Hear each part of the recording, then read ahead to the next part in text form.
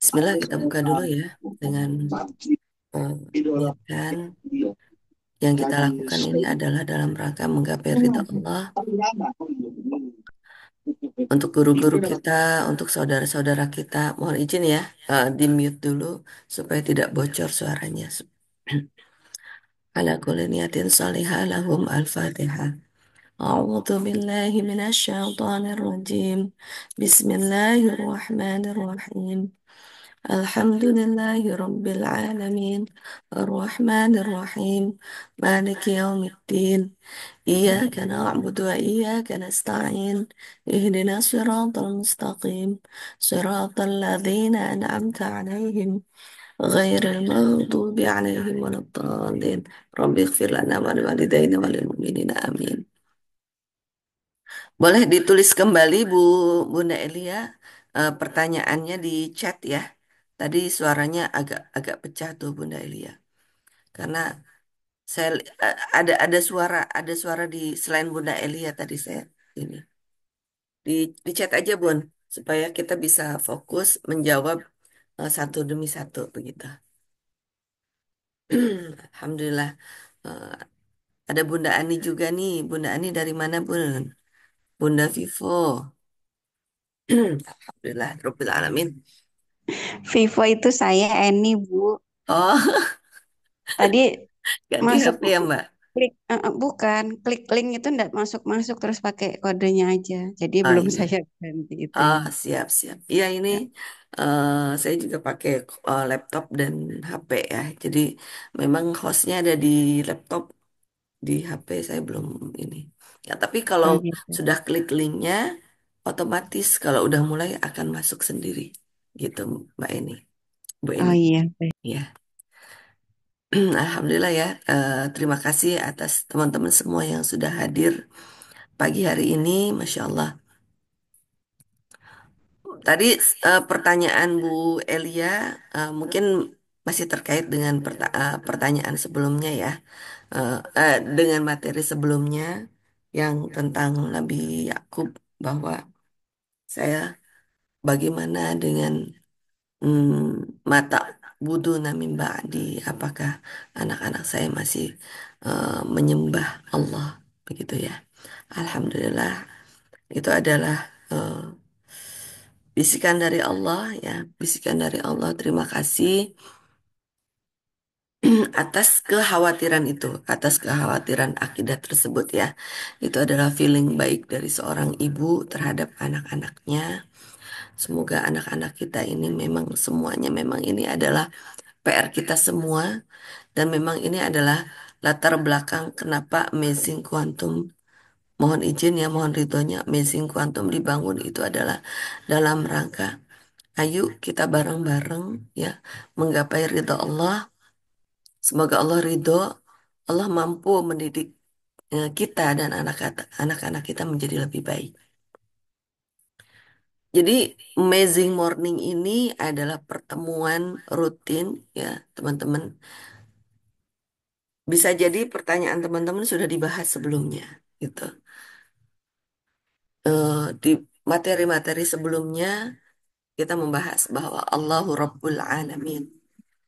Allah adalah Rob bagi kita semua. Rob itu bukan hanya pencipta, tapi Rob itu adalah yang paling memahami kita. Every single person. Bukan hanya kita, bukan hanya diri kita, tapi diri anak-anak kita. Ya, kita itu harus yakin dulu itu. Kita harus yakin itu dulu, ya, bahwa Allah yang akan menjaga kita dan anak-anak kita. Bukan kita. Kita ini sama-sama manusia, ya, yang masih perlu penjagaan dari Allah Subhanahu wa taala. Kita ini selama kita hidup di dunia tidak ada tempat yang aman untuk diri kita, teman-teman. Ya, itu adalah akidah. Kita bisa aman nanti di akhirat. Tapi kita tahu bahwa kita nanti di akhirat itu aman ketika kita tahu bahwa itu bisa tercermin dari kehidupan kita di dunia. Ya, jadi tugas kita itu pertama itu mencari ilmu, ya. Kekhawatiran kita itu jangan diikuti malah menjadi jeruk nipis yang malah mm, jeruk nipis yang akhirnya membuat kita menjadi sedih gitu loh. Jangan, ya. Khawatir itu adalah khauf. Dasar dari ibadah itu tiga. Khauf, roja, dan mahabbah. Khauf dan roja ini seperti sayap. Dan sifat dari khauf itu adalah eh, yang unik dari khauf itu adalah khauf itu kan takut, ya. Rasa khawatirnya orang tua terhadap apakah anak-anaknya nanti masih bisa sholat subuh, bangunnya apa namanya, eh, masih bisa bangun pagi, masih bisa menjalankan agama Islam dengan baik dan benar enggak? Itu adalah khauf.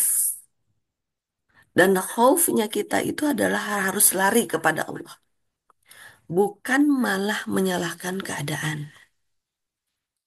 bukan malah memarahi anak-anak, bukan. Kesalahan kita, perisai rezeki kita. Nah, makanya saya mengajak teman-teman serius mengikuti jurus-jurus magnet rizki itu. Karena itu dibahas di jurus-jurus magnet rizki, teman-teman.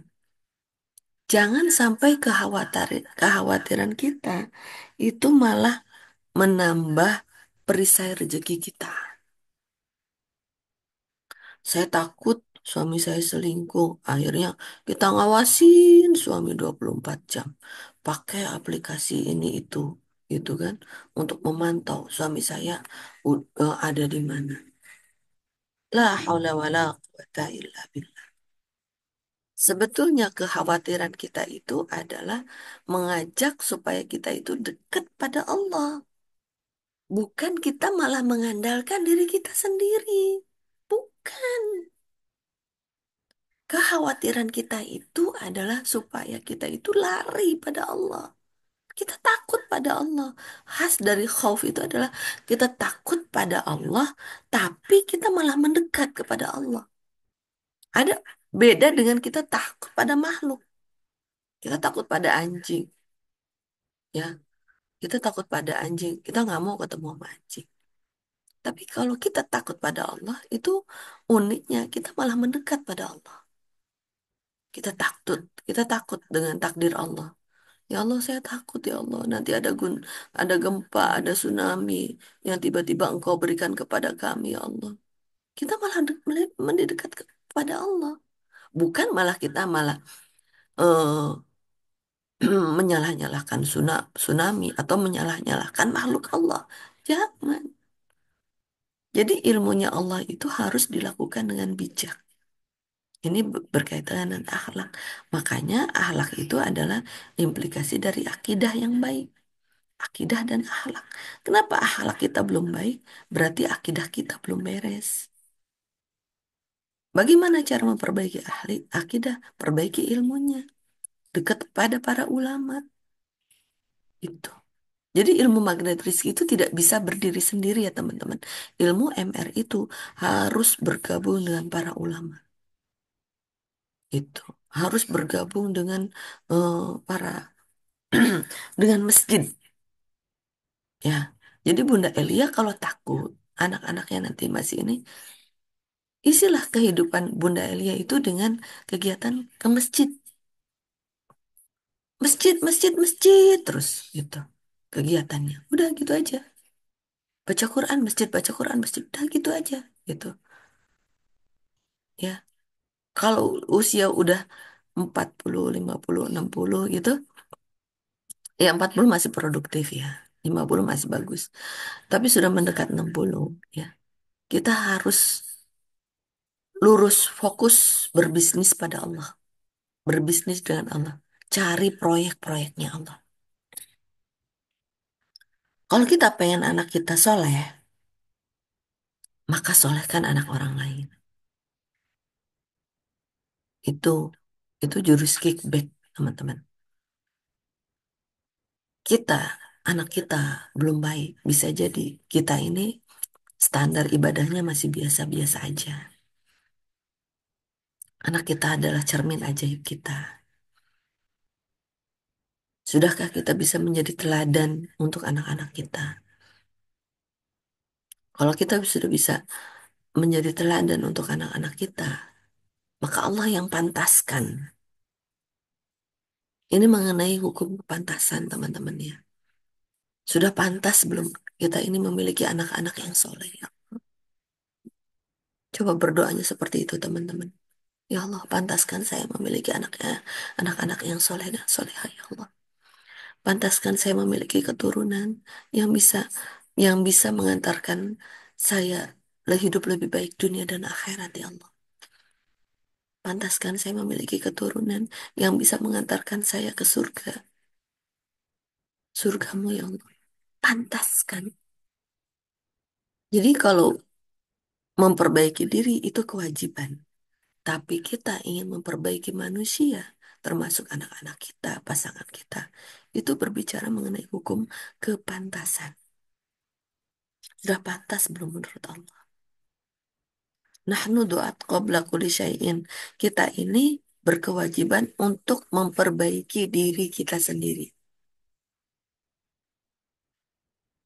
Kita memang, orang tua akan ditanya mengenai eh, hasil didikan kita kepada anak-anak kita.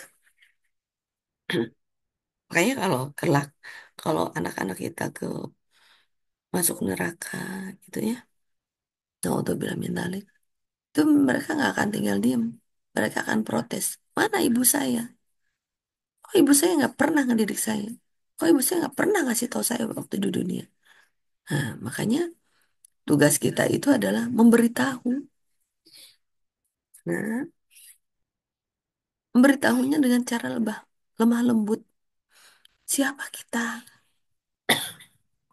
Kita ini adalah makhluk Allah yang rahimnya ditumpangi ditumpangi apa namanya, makhluk Allah yang lain, yaitu anak-anak kita. Selanjutnya kita berkewajiban mendidik anak-anak kita supaya kita menjadi selamat dunia akhirat gitu. Jadi kalau hmm, apa namanya di surat surat An-Nazi'at ya, bahwa Nabi Musa aja disuruh mengingatkan Fir'aun itu dengan cara lemah lembut. Lalu siapa kita kok berkata kasar kepada anak kita? La haula wala quwata illa billah. Astagfirullahaladzim. Anak kita bukan milik kita. Anak kita adalah amanah dari Allah untuk supaya kita menjadi lebih baik lagi. Jadi anak kita adalah partner, mitra kita dunia akhirat. Jadi anak kita itu adalah amanah dari Allah untuk supaya kita bisa mampu mendidik mereka dunia akhirat. Itu teman-teman. Mindset itu yang harus kita miliki. Harus jelas. Mindset itu tertanam di pikiran kita. Bahwa anak-anak kita bukan milik kita. Mereka adalah titipan. Suatu saat akan ditanya sama Allah. Nah ini, kadang orang tua ini terlalu dominan terhadap anak-anak. Ya, apalagi di zaman sekarang. Udah nggak zaman orang tua dominan ke anak-anak. Kita memang dididik oleh orang tua zaman dulu yang dominan terhadap anaknya. Ya itu ada plus, ada minusnya, ada bagusnya. Tapi zaman sekarang kita sudah tidak bisa dominan terhadap anak-anak. Gak bisa, teman-teman. Mereka punya banyak pilihan. Mereka banyak pilihan yang menurut mereka lebih baik dibanding kita. Jadi tugas kita itu adalah terus memantaskan diri. Semoga anak-anak kita tuh mau berdekatan dengan kita. Itu PR kita, teman-teman. PR kita. Gimana caranya anak-anak itu mau dekat dengan kita? Gimana caranya anak-anak kita itu mau ber apa namanya curhat sama kita. Gimana caranya anak-anak kita itu mau memantaskan kita menjadi orang tuanya, menjadi jalan surga bagi mereka. Itu PR kita. Ya. Nah ini setelah khauf itu ada roja. Makanya kita ini dengan berdoa. Berdoa. Mungkin doa kita masih kurang untuk anak-anak kita. Kita lebih banyak menggunakan dominan action. Nah, di Margaret Rees itu yang utama itu adalah dunia kuantum. Buk, kita ini makhluk yang hidup di dua dunia, dunia nyata dan dunia kuantum. Saya prihatin ya, prihatin dengan tanggal 5 Februari kemarin. Itu ada pesta gay, teman-teman. Ditangkap sama polisi, mereka pada bawa kondom. Laki-laki semua. Astagfirullahaladzim, la hawla wa la quwata illa billah. Maafkan saya ya Allah, saya salah, ampuni saya siap belajar. Jadi inti dari istighfar itu bukan menyalahkan lingkungan. Kita boleh mengajak orang menjadi hidup lebih baik. Harus malah ya, gitu loh. Karena itu adalah amanah dari Allah, ya. Tapi yang wajib itu adalah mengajak mereka lebih baik secara baik, secara lemah lembut. Dan dan setelah saya muncul di apa secara algoritma ya, setelah muncul itu muncul beberapa pertanyaan. Ini kemarin sebelumnya kita udah ngebahas ya bahwa nanti apa namanya ada agama baru namanya agnostik, teman-teman. Jadi manusia itu nanti ada ateis, agnostik, kemudian ada agama lain selain Islam, ya, dan ada Islam. Ada empat, ada empat golongan. Orang-orang ateis itu orang-orang yang nggak peduli dengan Tuhan, nggak mau kenal Tuhan. Agnostik itu adalah orang yang tahu Tuhan, tapi malas saja gitu loh. Gue tahu Tuhan, tapi malas kerjain. Apa manfaatnya Tuhan bagi kehidupan saya? Tanpa Tuhan saya juga bisa hidup kok. Gitu. Saya tahu Tuhan nyuruh saya ber apa taat pada orang tua, tapi tanpa orang tua hidup gue baik-baik aja kok. Gitu. Bahkan orang tua itu sekarang itu malah cenderung terlalu banyak menuntut, nggak ngertiin kita. Nah itu teman-teman, hati-hati. Ya, astagfirullah. Kemudian agama lain, udah pasti ya kita sudah sering bahas bahwa agama lain itu adalah kendaraan. Sedangkan agama Islam itu adalah kendaraan sekaligus jalan. Pertanyaannya, apakah kita sudah mampu mengendarai kendaraan kita? Apakah kita sudah mengenal kendaraan kita?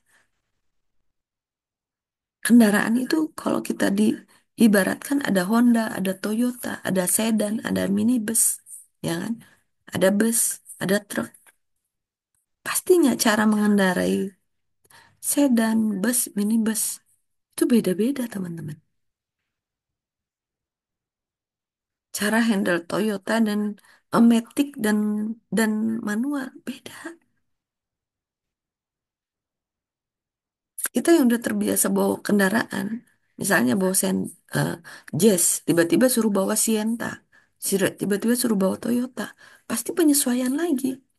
Nah itulah kita perlu mengenal Islam lebih baik lagi, teman-teman. Melalui apa? Dekatlah dengan para ulama. Jadikan hidup kita itu isinya tentang masjid dan majelis. Jadikan rumah kita ini adalah pesantren. Jadikan rumah kita ini adalah masjid, majelis. Di rumah rata-rata sekarang kan orang-orang pada punya wifi ya gitu.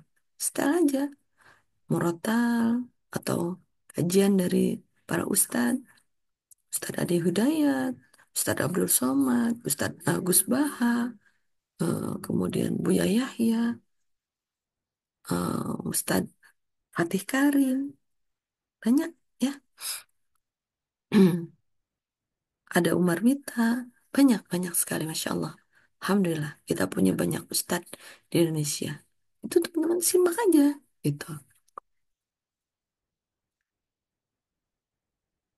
Ya, jadi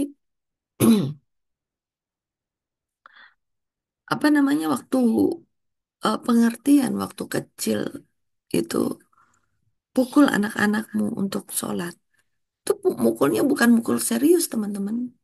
Mukul sayang gitu loh. Itu.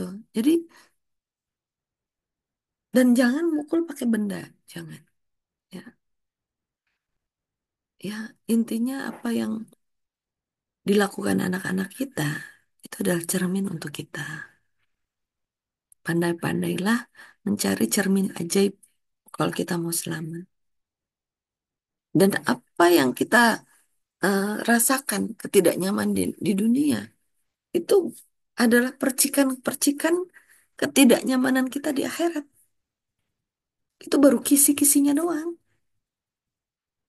Kita lihat anak-anak kita misalnya sholatnya belum 5 waktu, ya. Itu baru kisi-kisi doang. Itu baru pengingat dari Allah. Tuh nanti di akhirat kamu akan ditanya loh. Itu. Nah, jadi katakan aja ke anak-anak bahwa tapi dengan lemah lembut ya, jangan dengan marah-marah. Bahwa transaksi kita di dunia, ya, mohon maaf nanti di akhirat jangan jangan ini ya, jangan apa, jangan nunjuk-nunjuk ibu ya, gitu. Gitu teman-teman. Dan jangan mengambil perannya Allah. Urusan memperbaiki orang itu adalah perannya Allah. Nah ini kadang kita ini ya, orang yang udah ngerasa bener, ini kadang berlebihan mengambil perannya Allah. Mentang-mentang ilmunya lebih banyak, merasa lebih banyak. Mentang-mentang merasa pengalamannya lebih tahu, mengambil perannya Allah.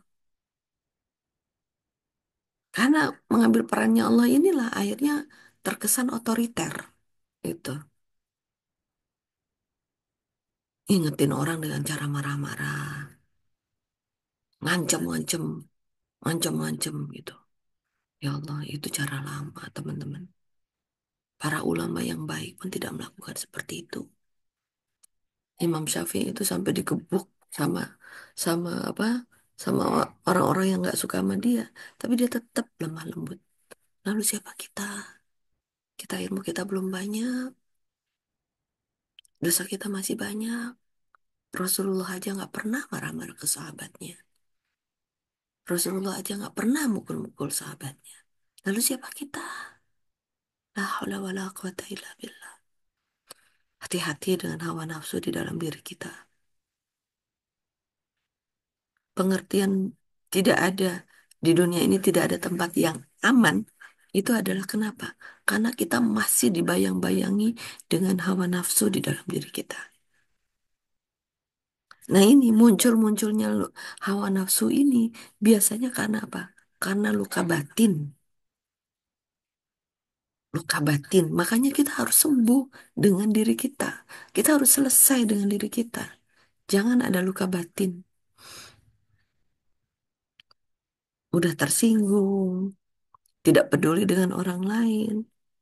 Itu juga salah satu ciri luka batin, teman-teman. Kita terlalu asyik dengan diri kita sendiri. Self-centris. Itu luka batin. Luka batin yang tidak terasa. Waktu kecilnya mungkin dia ya lingkungannya mendidiknya seperti itu gitu loh. Atau waktu kecil dia belum mendapatkan full 100% kasih sayang dari lingkungan. Jadi dia masih merasa butuh kasih sayang. Makanya self-centris gitu. Padahal manusia itu secara kodratnya kita adalah makhluk sosial.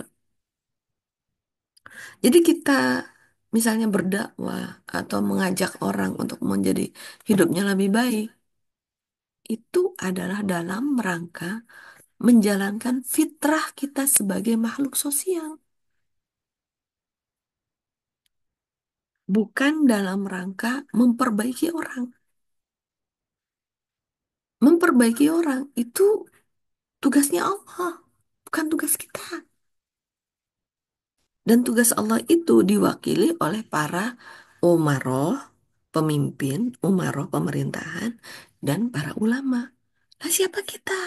Kita bukan pemimpin, kita bukan umaroh, kita bukan para ulama juga. Memang kita di rumah kita menjadi pemimpin, ya, itu pemimpin keluarga. Tapi tidak seperti itu caranya. Tidak seperti, tidak otoriter, bukan. Itu, ya. Jadi pemerintah pun ada standarnya. Bukan, oh anak-anak nggak sholat, pukul. Nggak seperti itu, teman-teman. Itu. Ya, jadi lakukanlah fitrah individu dan fitrah sosial itu dengan baik, dengan dipimpin oleh fitrah keimanan. Fitrah iman ini yang perlu kita bangun terus-menerus. Apa itu iman? Iman itu adalah segala sesuatu hal yang diyakini oleh hati dan dipraktekkan dalam sehari-hari. Ada 6 rukunnya, minimal 6 rukun. Rukun iman pada Allah, iman pada malaikat, iman kepada nabi, iman kepada kitab, iman pada hari akhir, iman kepada qada dan qadar. Nah, sebelum membahas bagaimana caranya beriman, kita harus jelas dulu apa definisinya gitu. Mengapa kita perlu beriman?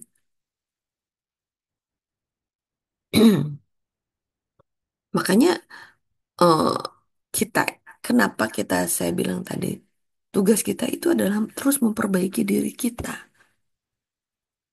Manusia yang lain itu ada Allah yang akan menjaga, ada malaikat yang akan menjaga. Kita harus yakin itu. Dan kita harus menganggap bahwa makhluk Allah, umatnya Rasulullah, mereka adalah hamba Allah. Dan hamba Allah itu adalah orang-orang yang perlu kita hormati. Jangan memandang hamba Allah dengan sebelah mata. Mentang-mentang nggak sholat, kita jadi merasa, kamu dosa, kamu neraka. Itu perisai rezeki, teman-teman.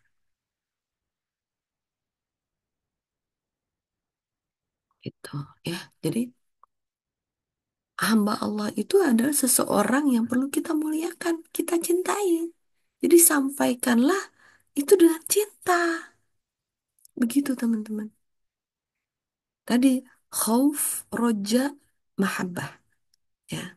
Kalau kita pengen punya anak-anak yang lebih baik dari kita, perbaiki khauf kita kepada Allah. Mendekatkan diri terus kepada Allah dan Rasulnya. Melalui para ulama, melalui masjid, melalui kajian. Dan ilmu yang kita dapat dari masjid atau dari majelis, dari kajian, jangan buru-buru kita sharing kepada orang lain sebelum kita praktekkan. Tujuan kita belajar itu adalah mencari hikmah, mendapatkan hikmah dan berkah, bukan untuk menyalahkan orang lain. Bukan. Tuh, ibu nih ya, tadi udah belajar nih. Belajar apa namanya di masjid itu bahwa wajib tuh hukumnya anak anak menghormati orang tua. Itu betul. Kita sampaikan itu, gitu ya. Ibu juga lagi terus mau memperbaiki diri nih. Walaupun orang tua ibu udah meninggal, ibu lagi terus, siapa tahu ya, ibu masih punya dosa kepada orang tua. Gitu.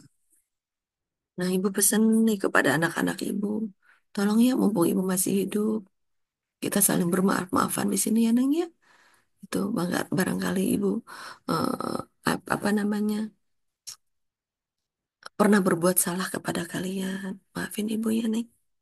Nah, orang tua tuh banyak lah minta maaf ke anak-anak. Banyak-banyak lah minta maaf kepada anak-anak. Allahumma gfirli dunubi wali walidayya warhamhuma kama rabbayana sighar.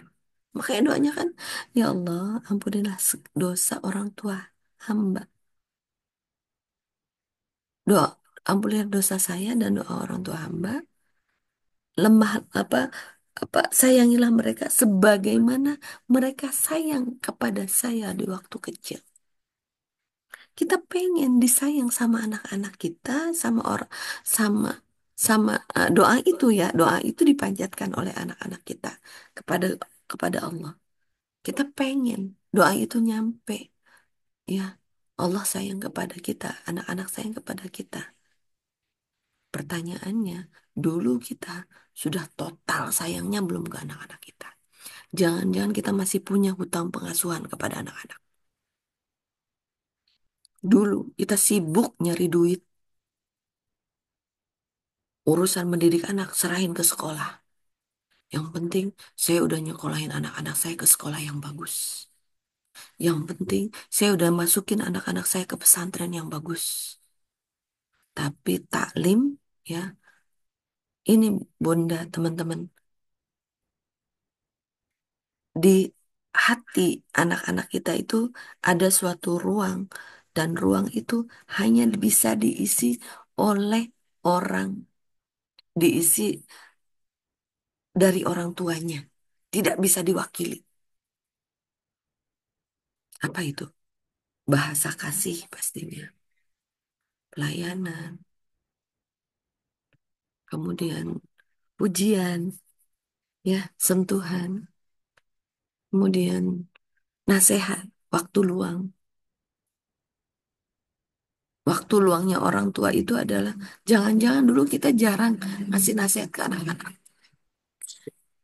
Akhirnya ya dibayarnya sekarang, pada saat anak-anak udah gede. Itu namanya hutang pengasuhan.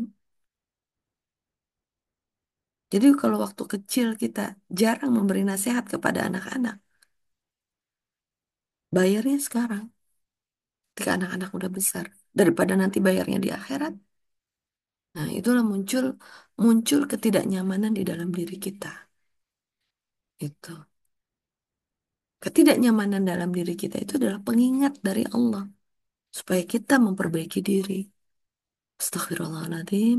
Ya Allah, saya salah. Ampuni saya siap belajar. Bukan ketidaknyamanan, bukan muncul ketidaknyamanan di dalam diri.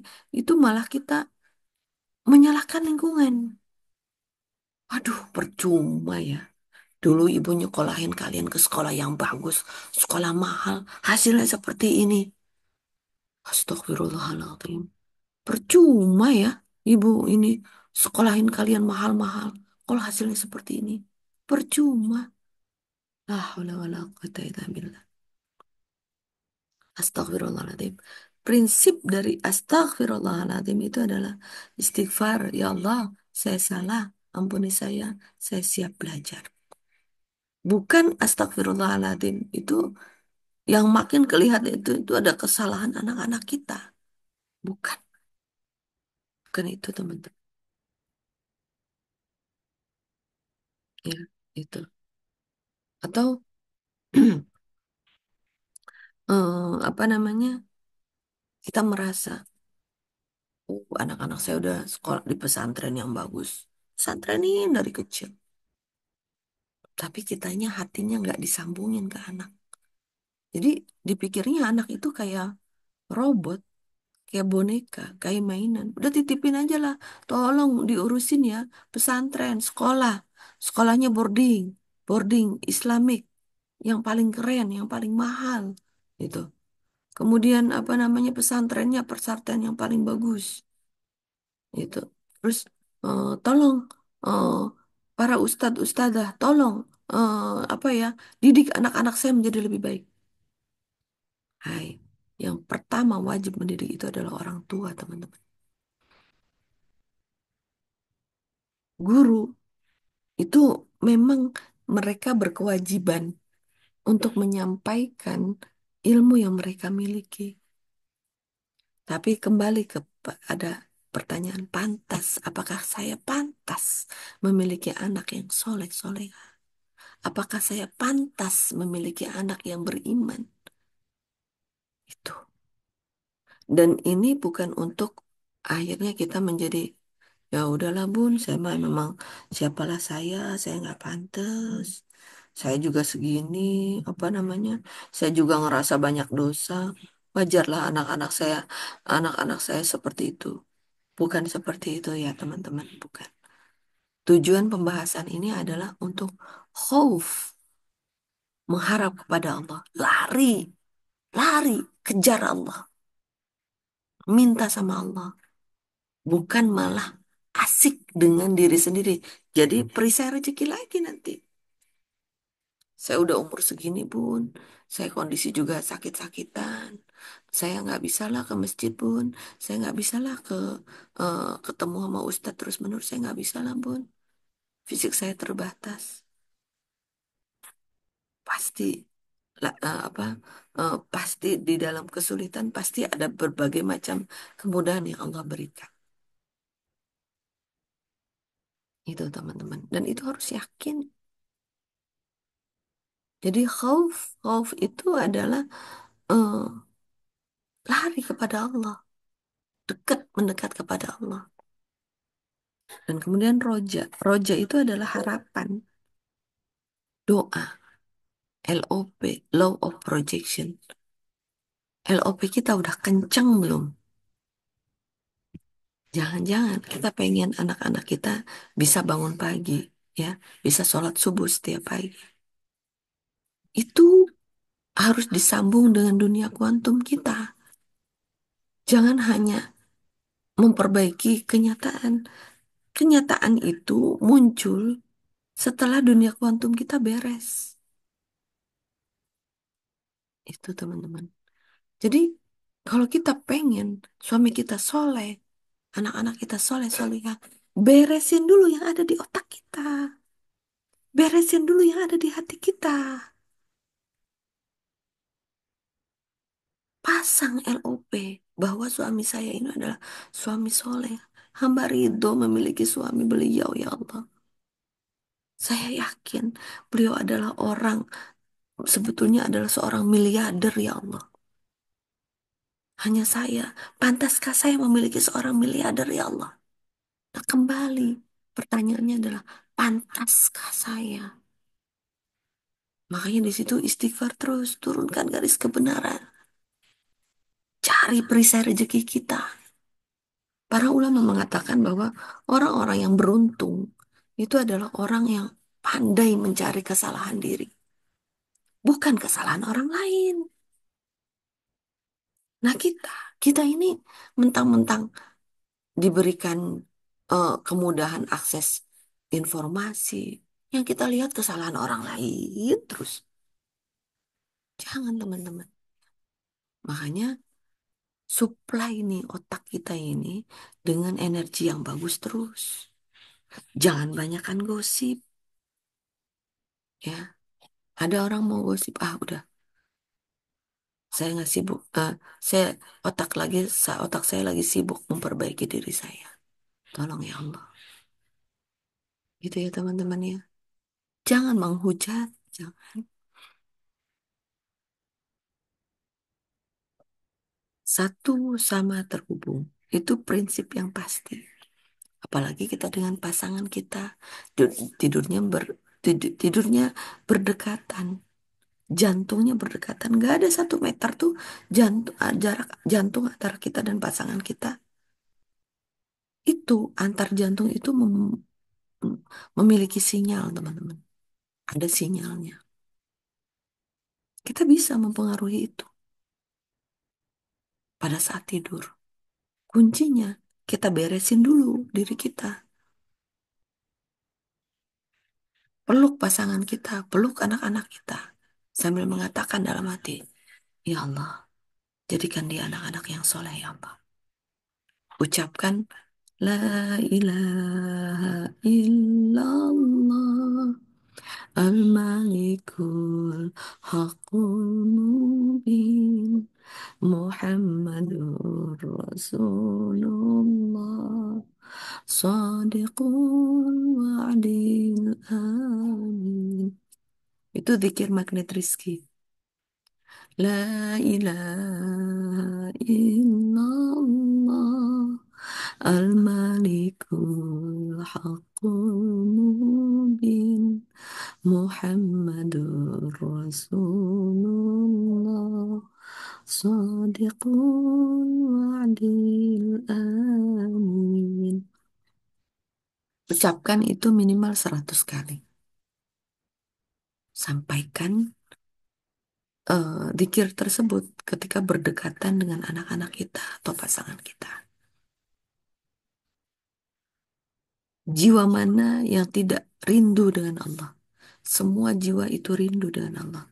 Ketika kita mengucapkan La ilaha illallah, jiwanya akan bergetar. Tiada Tuhan selain Allah. Demi Allah, saya hidup ini karena Allah. Hanya Allah yang bersemayam di hati saya. Dan saya akan kembali kepada Allah. Makanya kalau orang orang apa namanya berzikir la ilaha illallah itu secara refleks kepalanya itu ke kanan ke kiri tuh. La ilaha illallah, la ilaha illallah. Itu kalau sampai orang-orang yang berzikir la ilaha illallah itu kadang sampai itu dalam rangka apa? Ngebersihin sel-sel di dalam tubuhnya, teman-teman. Dari hawa nafsu. Dia pengen sel-sel di tubuhnya itu hanya terinstall nama Allah. Ilah Allah, Allah, Allah. Itu orang-orang yang mungkin teman-teman melihat la ilaha illallah. Orang la ilaha illallah kadang sampai tidak terkontrol tubuhnya. Bergerak dengan sendirinya. Ada beberapa orang yang akhirnya membidah-bidahkan gitu loh. Apaan katanya? Berlebihan. Eh, orang itu tidak mengerti ilmunya. Bahwa kecerdasan yang paling tinggi itu ada di sel. Dan iman itu adalah kecerdasan. Itu harus terinstall ke dalam sel kita. Ke dalam sel di dalam tubuh kita. La haula wa la quwata illa billah. Kadang kita sudah masukin iman. Masuk lagi. Karena setan itu kan bisa masuk ke dalam peredaran darah kita. Dan kita tidak tahu teman-teman. Berapa setan yang bersemayam ke dalam tubuh kita. Astagfirullahaladzim. La haula wa la quwata illa billah. Ya, tidak ada jaminan sholat kita. Bun, saya udah sholat. Ya, tapi kenapa ya? Banyak tuh bunda. Ada yang guru ngaji, udah sholat. Tapi ketika di ruqyah, masih keluar juga tuh. Ya, saya tidak mengatakan orang itu bukan. Saya berbicara terhadap diri kita saya sendiri. Jangan-jangan sholat kita masih sebatas di mulut. Jangan-jangan sholat kita masih sebatas pergerakan tubuh, bukan pergerakan ruh, bukan pergerakan jiwa.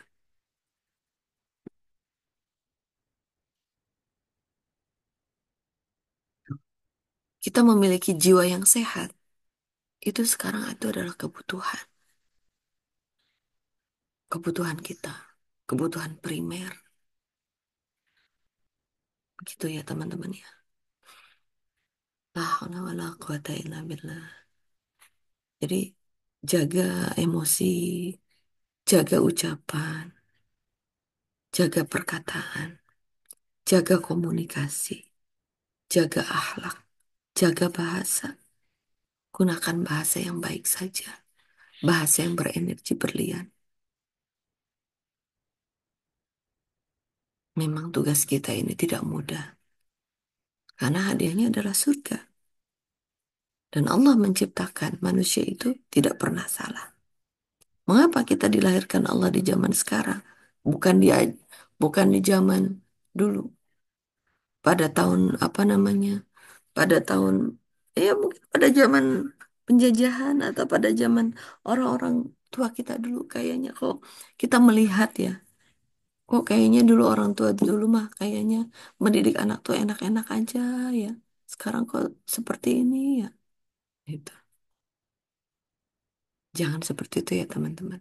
Allah tahu kapan kita hidup terbaik di dunia. Kita dipilih sama Allah. Hidupnya di zaman sekarang. Berarti kita mampu karena Allah. Kita kita diajak eh, bikin proyek sama Allah untuk menyampaikan Islam rahmatan lil alamin. Dan itulah visi misi hidup kita di dunia itu adalah menyampaikan Islam rahmatan lil alamin. Visi misi hidup kita di dunia itu adalah menyampaikan bahwa cinta Allah itu untuk semuanya. Ya, jadi pilar ibadah itu pertama khauf, kedua roja, ketiga itu adalah cinta. Jadi sampaikanlah segala sesuatu itu dengan cinta. Kenapa anak-anak kita belum dekat kepada kita? Bisa jadi kita cintanya belum banyak kepada mereka. Udah banyak kok, Bun.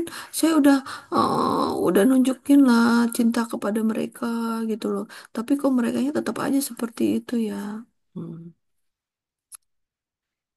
Berarti belum, pasti ada yang perlu diperbaiki di dalam diri kita. Maka fokuslah terus untuk memperbaiki diri kita. Jangan buru-buru memperbaiki anak-anak kita. Buru-buru ini adalah sifatnya setan.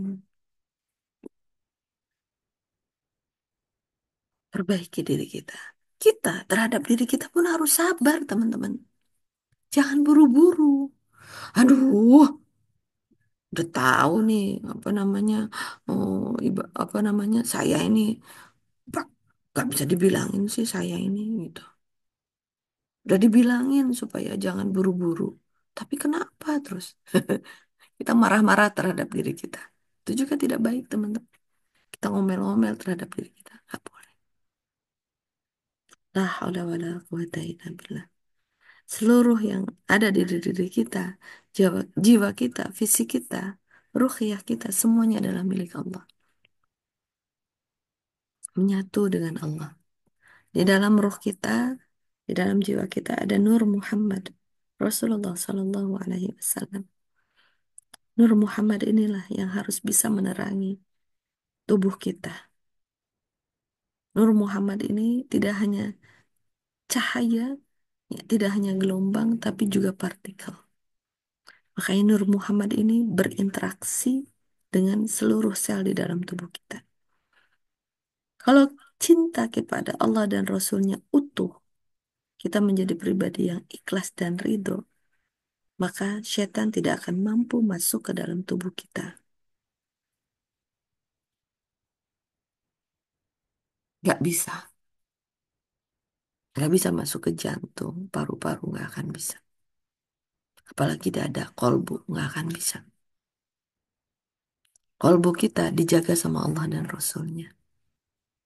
Nah, ibarat cahaya tadi, ya, harusnya kolbu kita ini mampu menerapi sel-sel di dalam tubuh kita, mampu menerapi diri kita sendiri. Mhm. Nanti pada level tertentu kita udah nggak butuh orang pinter, nggak butuh yang tadi rukyah-rukyah tadi. Kita bisa merukyah diri kita sendiri. Kita bisa menerapi diri kita sendiri. Kita bisa memperbaiki diri kita sendiri dengan izin Allah.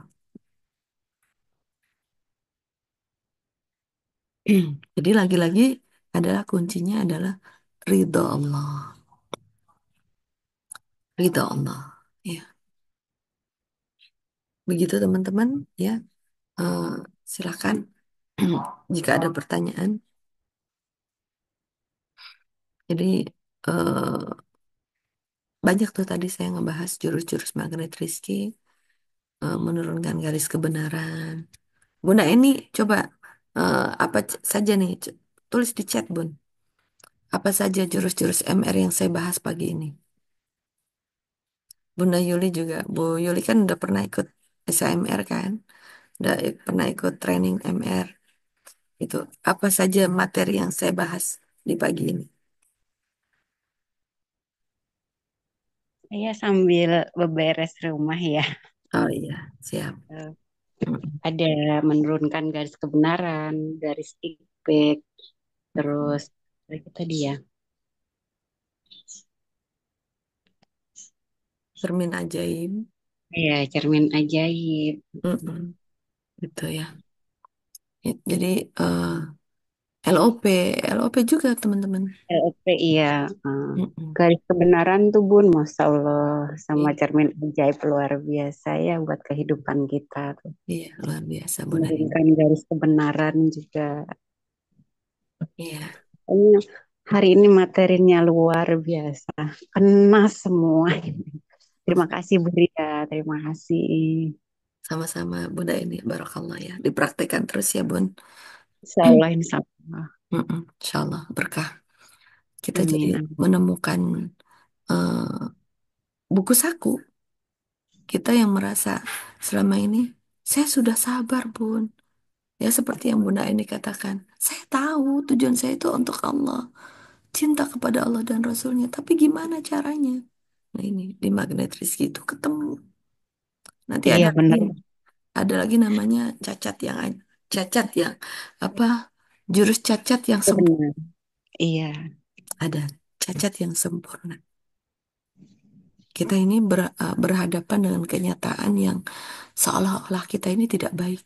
Tapi itu adalah sebetulnya takdir terbaik dari Allah. Kita misalnya memiliki anak yang tidak sempurna, pasangan yang tidak sempurna, termasuk diri kita pun tidak sempurna. Tapi itu sudah, itu adalah bentuk kesempurnaan dari Allah. Ya, jadi nanti teman-teman nanti simak, silakan nanti simak audio Magnet Rizky dari Pak Anas ada di Telegram teman-teman. Itu cacat yang sempurna, Insya Allah. Ini ilmu-ilmu yang diperoleh itu adalah hasil dari cermin ajaib teman-teman. Makanya pandai-pandailah kita bercermin terhadap kehidupan, termasuk bahasa. Kenapa kita mendapatkan perlakuan yang tidak baik dari orang lain? Itu adalah cermin, feedback dari kesalahan kita, feedback dari dari eh, oh ya, Bunda Fatimah. Iya, sayang Bun kalau tidak fokus Bun. Ayo Bun, ini nanti eh, nanti ada Bunda nanti simak dulu ya, simak dari materi-materi di YouTube ya, di terutama yang Amazing Morning. Amazing Morning ini adalah sebetulnya adalah panduan untuk eh, lebih mendalami jurus-jurus MR supaya kita menjadi ajaib bahwa keajaiban itu nyata teman-teman. Ajaib, miracle itu nyata. Ya. Ajaib itu selama ini kita menggunakan logik dan logiknya kita lebih mengarah kepada orang lain. Kita sibuk memperbaiki orang lain. Padahal seharusnya kita sibuk memperbaiki diri. Itu. Jalan keajaiban itu adalah orang-orang yang terus sibuk memperbaiki dirinya sendiri. Itu keren, dahsyat ya. Nanti silakan simak ya Bunda Fatimah itu buka di grupnya Amazing Quantum. Simak aja. Ini mungkin ini pertemuan ke-10 kali ya. Amazing Morning ini. Karena eh, apa namanya? Mulai berawal itu setelah saya kuliah S2-nya sudah mulai reda ya kan. Sebelumnya kan saya masih kuliah S2 tuh. Sekarang sudah tinggal tesis. Mohon doanya semoga lancar gitu ya. Jadi sudah bisa lah saya rutin bikin Amazing Morning ya. Anak-anak juga kemarin ini eh, kuliah semua kan anak-anak gitu. Jadi pagi itu wow keren. Jadi makanya kadang waktunya kadang saya geser jam 6, kadang jam 6.30 ya. Tapi insya Allah sebelum jam 8 kita udah beres. Ini tadi mulainya jam 6.30. Nanti selanjutnya saya usahakan di jam 6. Jadi nanti teman-teman siapin aja, klik aja tuh linknya di jam 6. Kalau belum kalau belum nyambung juga nanti kalau pokoknya kalau saya udah nyalain laptop di sini pasti langsung pada masuk sendiri tuh. Itu. Nggak usah nggak usah di nggak jangan diputus linknya, biarin aja begitu. Ya. Jadi dan ilmu itu berbicara mengenai keberkahan ya. Dan keberkahan itu ketika kita mau mempraktekkan. Jadi ilmu itu sama seperti harta, itu adalah bagian dari rizki. Banyak banyak itu bagus. Kita punya ilmu yang banyak itu bagus. Tapi kalau ilmunya banyak hanya dipakai untuk menyalahkan orang lain, untuk apa? Kalau kita punya ilmu banyak hanya pandai untuk mengevaluasi lingkungan. Eh, kamu nih ya, hidupnya harus benar. Ibu udah belajar begini, begini, begini. Eh, apa namanya? Suruh sholat yang benar, ya. Kalau nggak sholat, neraka loh. Nah, itu yang sudahlah. Itu tuh khauf apa? Itu apa ya? Itu perisai rezeki dalam parenting, teman-teman. Itu harus diperbaiki. Agama di sebelah aja ngajarinnya nyanyi-nyanyi doang, bikin happy gitu loh. Jadi tugas kita itu adalah bikin happy itu. Nah, yang tetangga kita sebelah itu ya mereka belum punya jalan, hanya mengajak kendaraan gitu loh. Gitu. Tapi apa Islam itu adalah kendaraan sekaligus jalan. Lah bagaimana? Kitanya ya harus happy dong. Kita harus bersyukur. Bersyukur. Jadi kuncinya ini adalah tentang bersyukur. Sudahkah kita bersyukur masih diberikan umur oleh Allah? Sudahkah kita bersyukur masih punya anak, diberikan anak sama Allah? Sudahkah kita bersyukur memiliki rumah? Sudahkah kita bersyukur memiliki keluarga? Nah, gimana caranya supaya kita ini sabar dan syukur ini yang perlu kita praktekkan terus setiap hari, teman-teman. Itu. Kadang kita tidak sabar dengan prosesnya, tapi kita tidak sadar bahwa kita ini sedang tidak sabar. Ngerasanya sabar terus. Saya udah ngalah, Bun. Ngalah beberapa kali ke pasangan saya, ke anak-anak saya. Kurang apa saya, Bun? Saya ngalah terus. Saya dimarah-marahin anak saya. Ngalah, Bun. Ngalah. Lah ya iya, dimarah-marahinnya tapi tidak dengan menurunkan garis kebenaran. Itu yang membuat belum ajaib. Dimarah-marahinnya, mulut kita diem. Tapi hati kita nggak gerundel. Sialan, gitu ya. Saya setua ini kok masih dimarah-marahin sama anak. Anak nggak tahu diri. Kurang apa saya dulu ini? Ah, lagi-lagi jeruk nipis. Lagi-lagi mengungkit, teman-teman. Jangan. Udah. Kita lagi sebetulnya, kenapa ada orang yang ngomelin kita? Sebetulnya Allah yang lagi ngomelin kita, teman-teman. Ketika kita diomelin orang, diomelin anak-anak, diomelin partner kerja, diomelin siapapun, sebetulnya Allah yang lagi ngomelin kita melalui orang lain, melalui makhluk Allah. Maka pandai-pandailah melakukan cermin ajaib. Ini cermin, cermin untuk memperbaiki diri kita, cermin. Ya, kenapa sih kita terus kenapa sih Bun jadinya kita terus yang diperbaiki? Allahu Rabbul Alamin. Ketika kita mau memperbaiki diri kita, Allah yang akan membimbing kita. Jadi kita memperbaiki diri, kita istighfar, kita khauf, kita takut pada Allah sambil kita lari kepada Allah. Jangan diem aja, ya. Iya bun, saya ngerasa salah. Terus diem aja. Ibadahnya nggak ditambahin. Rasa syukurnya nggak ditambahin. Ilmunya nggak ditambahin. Diem aja, diem udah. Itu malah jadi menjadinya nanti menjadi orang yang apatis.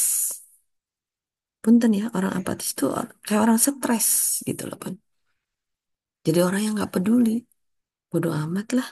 Saya hidup juga di dunia nggak lama lagi. Kalau anak-anak masih ingat sama saya, ya syukur. Kalau enggak ya, ya sudah, alhamdulillah. Jangan begitu. Mhm.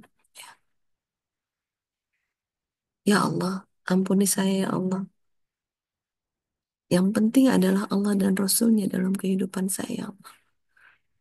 Seandainya anak-anak saya belum mengingat saya, belum menghormati saya, mungkin karena saya yang belum pantas dihormati oleh mereka ya Allah.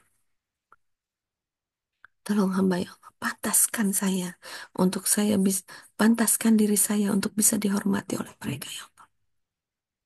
Tolong jaga aib saya ya Allah. Saya tahu kesalahan saya masih banyak ya Allah. Tutupi aib saya ya Allah. Seperti saya juga tidak mau melihat aib orang lain. Nah, makanya ketika kita melihat aib orang lain, itu juga cermin. Kata Allah, tuh gak enak kan? Aibnya kelihatan sama orang, itu. Makanya pandai-pandai menjaga aib diri. Pandai-pandai bersyukur pada Allah. Pandai-pandai minta pada Allah supaya dilindungi segala kesalahan kita. Gitu ya teman-teman ya. Alhamdulillah 739 ya. Jadi kita juga mulainya 7.30-nya lewat sedikit ya. Tapi alhamdulillah ala kulli hal seperti biasa setiap pagi ya.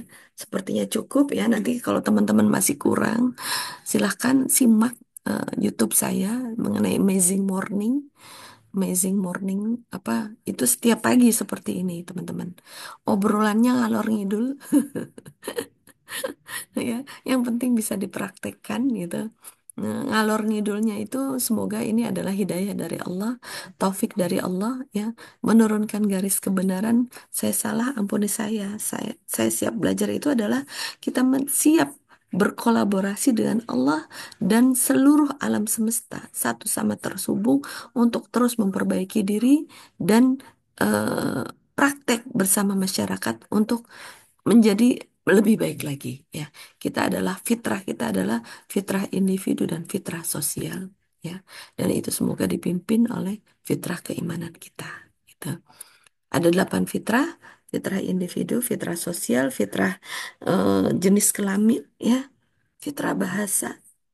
Kemudian ada fitrah eh, apa sih namanya fitrah keluarga ya, jadi nanti keluarga itu memiliki heritage apa, ada fitrah keimanan ya, jadi ada 8 fitrah ya teman-teman, nanti kita bahas nanti ya. Ini kita ngebahas apa apa yang bisa kita praktekkan dulu ya. Nanti fitrah itu akan muncul dengan sendirinya kalau kita mau menurunkan garis kebenaran, kalau kita mau memperbaiki diri terus-menerus teman-teman. Ya, salam sayang untuk keluarga kita semua ya. Semoga Allah pantaskan kita memiliki keluarga yang benar-benar jannah ya, home, home sweet home, supaya kita semoga Allah pantaskan keluarga kita ini menjadi surga dunia akhirat teman-teman ya. Kita tutup ya dengan doa Allahumma Rabbana anzil alaina ma'idatan minas sama'i takunu lana aidan li awwalina wa akhirina wa ayatan minka warzuqna wa anta khairur raziqin. Allahumma Rabbana anzil alaina ma'idatan minas sama'i takunu lana aidan li awwalina wa akhirina wa ayatan minka وارزقنا وأنت خير الرازقين. اللهم ربنا أنزل علينا مائدة من السماء تكون لنا عيدا لأولنا وآخرنا وآية منك وارزقنا وأنت خير الرازقين. Astaghfirullahaladzim, astaghfirullahaladzim, astaghfirullahaladzim. Subhanakallahumma wa bihamdika.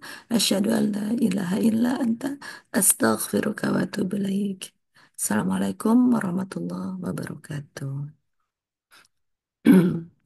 Amazing Quantum ini selain mengajak untuk kita menjadi cerdas ya, saya ingin cerdas itu ada tiga ya teman-teman. Cerdas secara ilmu, cerdas secara keuangan, dan cerdas secara kesehatan.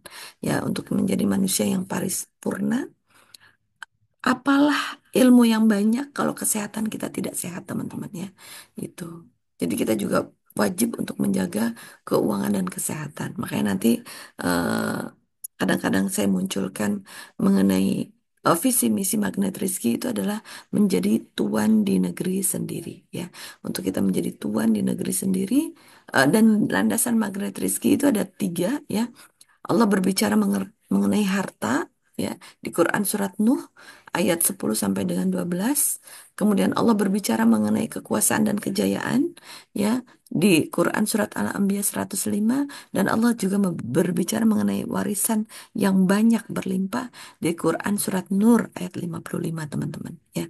Itu adalah landasan magnet rezeki. Dan Amazing Morning, Amazing Quantum itu adalah mempraktekkan ilmu-ilmu magnet rizki. Alhamdulillah. Itu saja ya bunda-bunda. Barakallah. Ala kulli hal. Mohon maaf lahir batin. Assalamualaikum warahmatullahi wabarakatuh. Waalaikumsalam warahmatullahi wabarakatuh. Warahmatullahi Mbak Ria, terima kasih. Sama-sama. Ya, pencerahannya. Sama-sama bunda. Nanti simak ya Amazing Morning di YouTube ya bun.